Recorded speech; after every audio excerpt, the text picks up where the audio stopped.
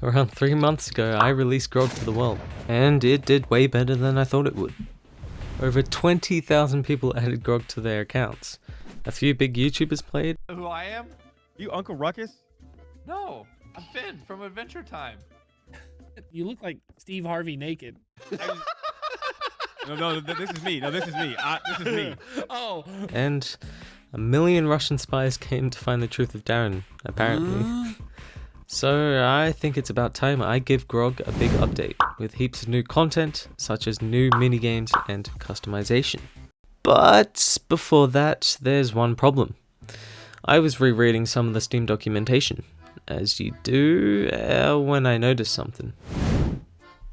Turns out the Steam multiplayer API I used was just a bit outdated, and me being me, I completely glazed over it when I was first making the game. Thanks, past me. Anyways, I spent about 2 days just reading and trying to understand Steam's documentation. Then I spent about 2 minutes actually rewriting my code. Now everything is all up to date, and the game should just be a little bit more secure. After seeing what, in my opinion, was a success with Grog, I got super hyped, hopped out of bed, came up with some awesome ideas, and then flew all the way to Japan and had a 2-week holiday. So yeah, I didn't really touch the game for those 2 weeks, but there was one thing I had plenty of time to do: brainstorm. Not only did I have hours and hours on a plane to think, but there were a lot of train trips in between all the awesome stuff I did in Japan. And it was on one of those train trips that I thought of something so extraordinary, groundbreaking, and unbelievably unbelievable. Cosmetics. Okay, yeah, it's not that amazing, but I've always loved the idea of cosmetics which have the chance of cool effects or other attributes, like in games such as TF2 or CSGO.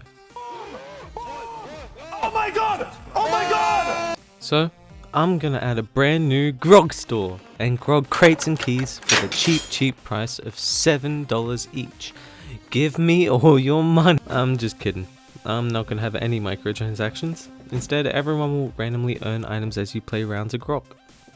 So, to do this, I'm gonna have to link Grog to the Steam inventory API and economy systems. I started by reading Steam's documentation again, and after a few hours of testing and failure, I managed to link Grog to the Steam inventory API. And now I just needed some items. So, I modded up a few hats, shoes, and body cosmetics. I only ended up adding 12 as it takes so long to model, implement, and set up the inventory icons. I also added the rare chance for items to be painted, have a glow, or if you're really lucky, have one of 9 special effects. Any item dropped while playing the game has a chance to have 1, 2, or all 3 of these special attributes. So good luck, I can't wait to see some of the cool combinations you guys get. Okay, enough of those sweet money making cosmetics. It's time to add some actual fun content for players? What? I don't remember learning that in the unnamed AAA developer handbook. So I guess I'm going to add some new minigames. On that note, one of my good friends, Braden, wants to create some maps for Grog. The first map he made was a running storehouse map, not at all inspired by the well-known Australian hardware company. Anyways, I decided to create a minigame that I'm calling Home Improvements. The goal of the minigame is to enter the store and collect various materials such as wood, screws, and paint, and return them back to your house to build a new deck. There are a few stages to the building, and once you complete all the stages, you will be awarded points based on how many plays you finished before. Now you can show everyone that you have the very specific skill of building a deck in Grog. The second map Brandon created was a coolies map, yet again not inspired by any Australian retail companies. For this map, I created the price gouging minigame, I created the Powerup minigame. These power-ups give you a slight advantage in certain minigames. These include Weed Killer, which gives you a bigger lawnmower reach in the lawn mowing minigame, the Lighter, which allows you to collect double the amount of resources while camping, Beer, which grants double the amount of points while in the beer collecting minigame, the Hammer, which increases movement speed in the Home Improvements minigame, Orange Juice, which increases the jump height while surfing, Seasoning, which allows you to earn points from burnt meat in barbecuing, and Bread, which increases punch knockback. In the coolies, you can buy these power-ups, but it will cost you some of your points, so you really got to strategize what you need. Hopefully this can mix stuff up a bit in each playthrough. And don't worry, if you don't want to have power-ups in your game or Grog, you can deselect the Coolies map from the lobby creation screen. And those are the maps that Brayden helped me with. Huge thanks to him. I've linked his socials in the description. Now, the third new minigame is a line waiting minigame. Yes, I know, it sounds so exciting. In this minigame, your wife has dragged you to go shopping with her at OKMart. I think you see the pattern with these names.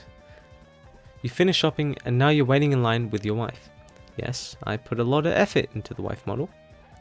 However, there are so many cool dad things located around the store, as you can clearly see with these boxes labelled Cool Thing, with an awesome 3D text style stolen from 25 years ago. Anyways, you have to collect these cool things while your wife is not paying attention, as indicated by this timer above her head. And if you are caught out of line when the timer ends, you'll lose half of all your points, so be careful. And finally, my personal favourite minigame, the Parkour minigame. The goal of this minigame is to reach the end of the map as fast as possible, parkouring over obstacles. For this, I started by sketching out a track which I'll design my map around. As you can see, it's very detailed. Then, inside Unity, I began by adding terrain and creating some mountains which create the path for the player.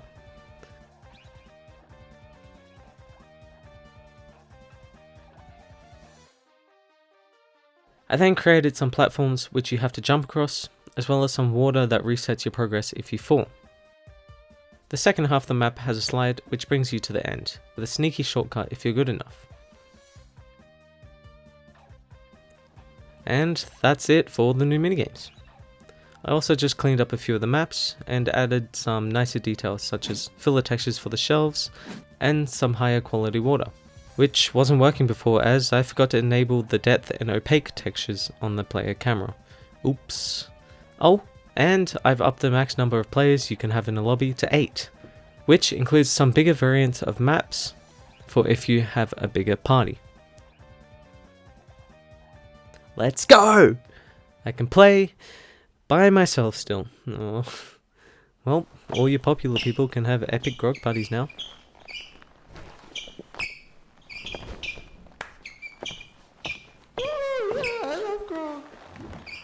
And awesome. Now I can release the update and relax. None your business. Tyler, None your how business. do you get the rock? None your fucking There's business. some fucking instructions. Controls. Just sensitive. Dads don't use instructions, right? They have an innate dad energy that tells them what to do. I'm just gonna watch Tyler do it so that way I can have some footage from this fucking miserable experience while I'm having. Oh man. So yeah, turns out people actually need instructions on how to play the game. Who would have thought? So yeah, I quickly set up a menu with instructions for each minigame. Hopefully that helps lol. Also, while I'm at it, I want to add a few more achievements for the new features. So here's some more super high quality achievements that definitely took more than 30 minutes to make.